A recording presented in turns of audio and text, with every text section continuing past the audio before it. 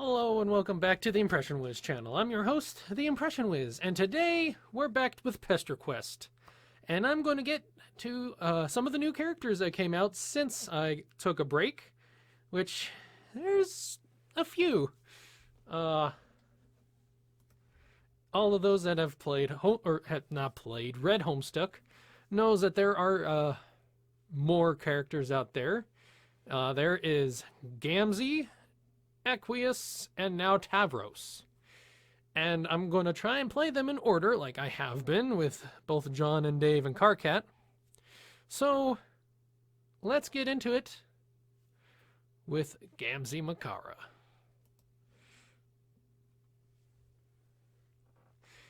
First things first, you deliver Carcat into the arms of a giant white crab, which strikes you as totally normal and safe thing to do.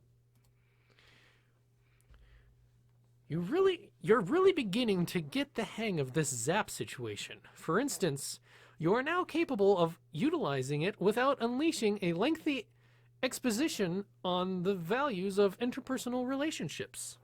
You can just go, kind of like how it kind of skips over any kind of introduction with this one, but okay. Lucky too, since when you drop Carcat off at his place, he does not look in the mood for philosophy.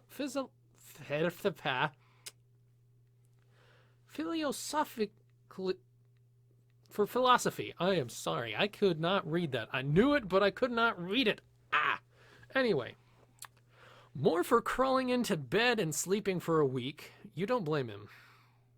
Dave and John are nice kids, but they do require a high level of buy-in to talk to.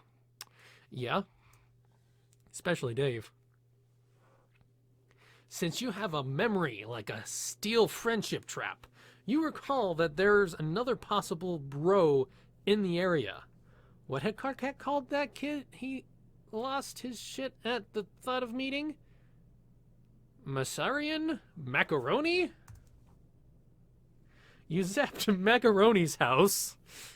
This time you aim for the yard and not the broom closet, and find yourself outside a huge sandstone castle at the edge of a dark, sprawling ocean. You have said it was abandoned if it wasn't for lights in the windows. Standing at the tide line is some sort of Halloween decoration? A scarecrow made entirely of sticks and hair and a pair of oversized gray pants. Wait, they probably don't even have Halloween here. It's already spooky enough every day. A nocturnal world can't even fuck with night holidays. Oh yeah, gotta believe in the miracles. Oh yeah, I'm getting into the voice already. I don't care. I love this dude. The scarecrow throws a rock into the surf. Winding up his long, thin arm is a whole production, although the motion is surprisingly fluid. You edge closer, not wanting to alarm him, but needing to move the plot along at a reasonable clip. You clear your throat.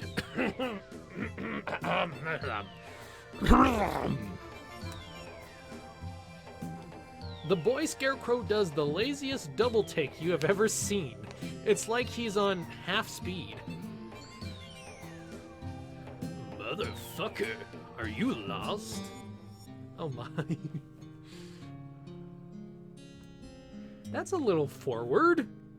Not that you aren't hip to all the choicest trends that the kids are on. Why does this game make me feel so old in those terminologies? I'm not that old. Anyway, you have absolutely no problem with some random teen just swearing at you out of the blue. It's obviously fine. In fact, you love it. Makara, that's what his name was. You ever look at the ocean? You know, really get your eye stops going on? Well, yeah, you're doing that right now, actually, since the ocean is right in front of you, and it's very hard not to see it, at least out of the corner of your eye. Miracles. Oh, dang.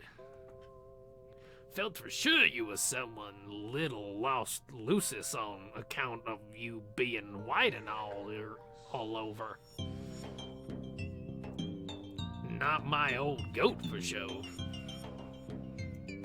That old bastard never once showed his ugly skull to share a pie. The tide creeps up the beach and you take an automatic step back. The water looks normal, and Makara is up to his shins in the surf, but you still don't trust like that. You can teleport, but that doesn't mean you want your toes burned off by alien saltwater or whatever the fuck. If it hasn't been apparent already, language warning for this episode of PeStEr QuEsT, and probably the next one too. What about you, stranger? You ever get down on a hot, warm plate of gooey mess? Pie, motherfucker. I got one in the oven. Oh, how silly of you. You love pie. You love it so much more than any weird shit you thought he was talking about.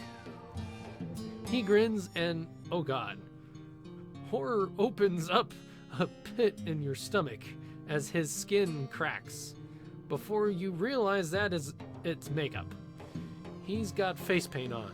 You guess kind of like a clown thing going on? It tracks. The big pants, crazy hair, etc. That's actually kind of fucking weird, but really not as weird as it should be. Like everything since you began this rollicking friendship romp, this new information feels like remembering rather than learning. But right now, all you really care about learning or remembering is that sweet pie the kid mentioned. Hell yeah! You got your pan all at where it's supposed to be. In your sack.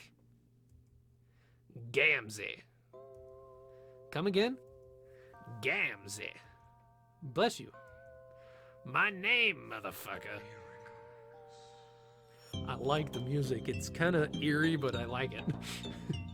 For a second, the kid's vacant stare sharpens. His gray eyes are like looking down a long, empty corridor. But for just the briefest moment, you think you see something lurking at the end of it. Something angry. And then it's gone. And I'm not wondering if Gamzee is going to be breaking the fourth wall while we're talking to him, kind of like how Dave did earlier, but in a weird, kind of clowny way. Anyway, Gamzee brings you inside his hive, which is lopsided and shakes when the wind blows. Whoever designed it definitely got their architecture degree online. It also smells a lot like weed. You take a step into the living room. Honk. I'm gonna say honk in his voice. I always will. Oh, Jesus Christ.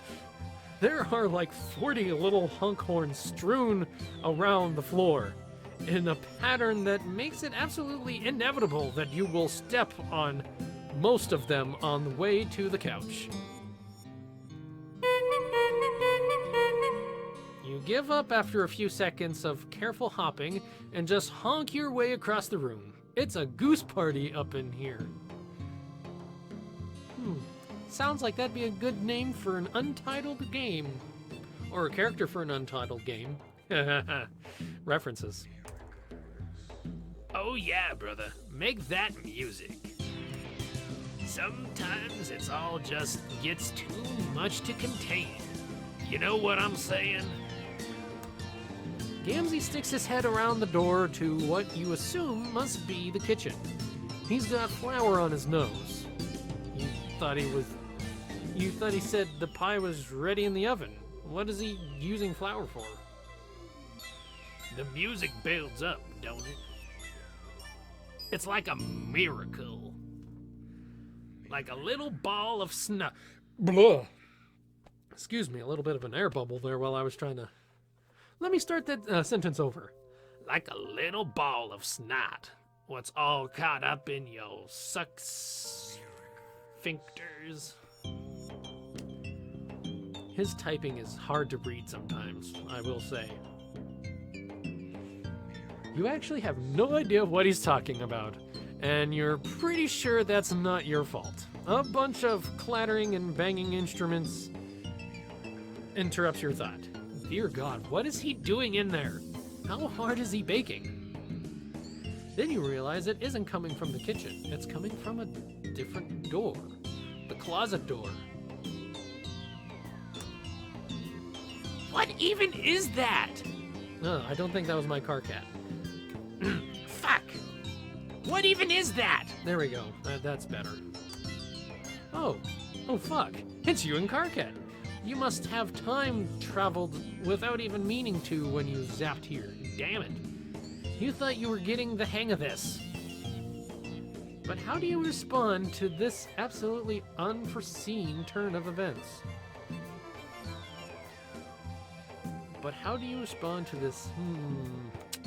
Well, first off, we're gonna save this motherfucker. And if I fail in this one, that'll be that.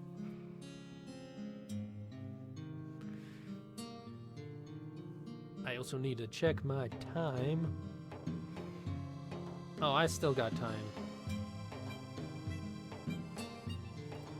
I'm sorry, just checking my time for recording. I'm gonna get a drink of water. Let's say, should we let Gamzee open the door, or should we open the door? You know what? I'm gonna open the door. I think it's the wrong answer, but you know what? Why not? Sometimes fun to see the wrong answers. You spring up to answer the door, because that's what any good guest should do while their host is busy fighting a pie. You honk your way over, honka, honka, honka, honka, making more music on the way. Miracles, or whatever.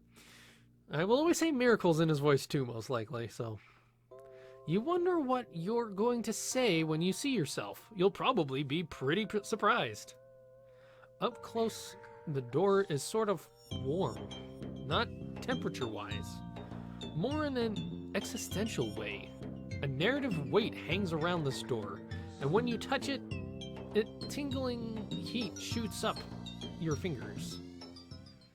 Oh, what did I do? I think I'm seeing the miracles. Man, this door is great.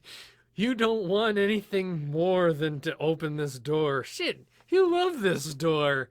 Just doors in general, actually. Fucking amazing. You love to open them up and be in one place and then walk through them and be in another. You twist the handle.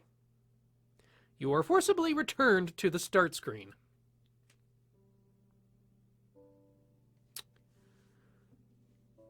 So I caused a paradox. Okay, I like that. That was good. Since we still have the time, let's let Gamzee open the door. Figuring this is the best way to prevent a paradox. Yeah. You wait until the racket gets loud enough to alert your host. What's all that? You shrug and open your eyes really wide to show just how innocent you are. This is a total mystery that absolutely needs solving. Oh hey, hold up my brother. I'm hearing something in the scrub cubby. Some squeak beast what's all God itself trapped. The noise in the closet breaks off just as Gamzee throws open the door. Yep, same place as before. Other you and Karkat must be shouting at each other back in his hive. Well, he'll be doing most of the shouting. It really is a mess in there. Shit. Damn, little monsters skittered off. Yeah, weird. You have no idea where they went. And you're totally sure it was not a friend of his who flipped out at the sheer sound of his voice. That would be ridiculous. Oh, no doubt. You're glad you're agreed about that. Oh, and speaking of which, you mentioned that you have a friend in common. Karkat. Small. Shouty. Gamzee cracks into such a wide grin, you're surprised his face doesn't turn inside out. Yeah, there's my best fucking friend. As close as two regulars that slithered out of the mother grub's frumpy ass together. We get our rap on. Rap? Like actual rap? Karkat doesn't really strike you as the rapping type. Not so much as you'd notice. But I know he's got that music inside him somewhere. All wrapped up under his skin, just waiting for the real motherfucking brother to rip it out. Aw, that's incredibly romantic, but also absolutely the creepiest shit you have ever heard. I'll apologize now for if you hear a lot of water drinking, but if you hear the voice I'm doing for Gamzee, I think you'll allow it. Oh, hell yes. An ungodly amount of steam issues from the kitchen, like someone baking in a cartoon. Whatever it is, smells amazing. Sugary with just a hint of sharpness to it. Did Gamzee ever say what kind of pie he's making? Miracle pie, sister. Miracle pie. I love Gamzee. I like him when he's like this. Later on in Homestuck, but... Oh, nice. Miracle flavor. Sounds great and not at all like it might burn the roof of your mouth off. Gamzee emerges from the kitchen, the sweet smell getting stronger as he comes closer. He isn't carrying any plates or forks or whatever, so you guess you'll just go to eat with your hands? You look down at your grubby little paws. When was the last time you washed these silly things? You are disgusting. But then you get a look at the pie and realize that germs are really going to be the least of your worries. It's thick and gelatinous and green, neon green, poison control green, like clip art of something toxic. I wonder if it is actually clip art of something toxic. You are absolutely sure that whatever that pie is made of, humans are not meant to eat it. Probably not trolls either. Gamzee sits down next to you, stretching out his long, skinny legs onto the coffee table, knocking whatever stacks of comics and a couple of empty Faygo bottles. Yikes. This does not make you feel any better about his ability to make nutritious choices. You ask Gamzee, as politely as you are able, what kind of pie is it? And, I still kind of wonder where he gets the Faygo, but I'm not going to ask too much about that. Oh, dang, brother. A nutrient never gives away his secret ingredient. I could not read that word, and I'm not going to even try. All you need to know is this is the good shit. Gonna get a bit more water.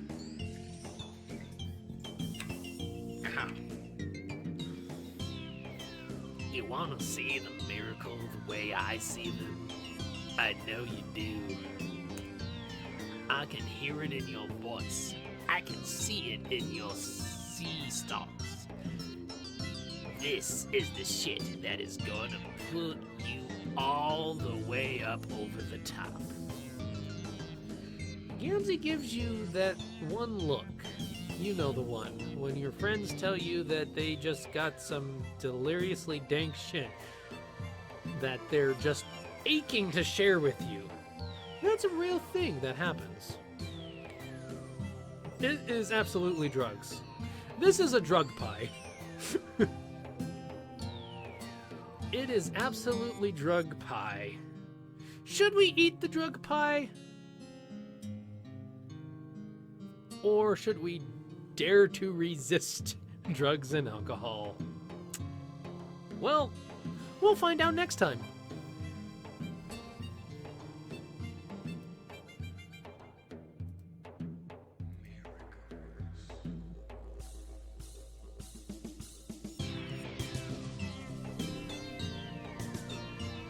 Yeah, I'm going to end the video here. I hope you enjoyed this Motherfucking video of a trip. Or is it trip of a video? Who cares? It's actually kind of fun to do my Gamzee again ever since I did it in the Stanley Parable video, which I'll probably put a link to in the end of this video if you want to actually go see that. But I will end the video here. I hope you guys enjoyed. If you liked it, please put a like on the video, and if you want to see more of my content, subscribe. And don't forget to ring that notification bell. And as always, I will see you Thursday, my motherfucking friends.